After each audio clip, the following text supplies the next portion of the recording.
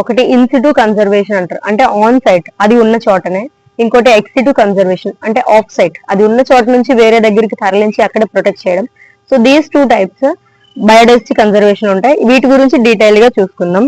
First in situ conservation. ఇది like ఏంటంటే suppose ఒక టైగర్ ని ప్రొటెక్ట్ చేయాలనుకుంటున్నాం మనం, ఒక టైగర్ స్పీసెస్ ని, బిగ్ క్యాట్ ని. So we are protecting the whole forest to protect 1 tiger. అది మనకి ఇన్సిటు కన్జర్వేషన్ కింద వస్తుంది. So biodiversity at every level is conserved అనమాట ఇన్సిటు కన్జర్వేషన్ లో.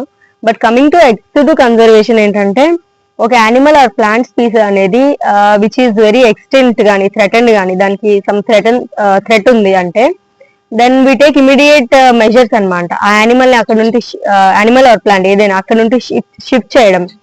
షిఫ్ట్ చేసి వేరే చోటన దానికి protection are some unique settlement ఏదైనా ఇచ్చి అక్కడ దాని నేచురల్ హ్యాబిటేట్ నుంచి తరలించి దానికి ప్రొటెక్షన్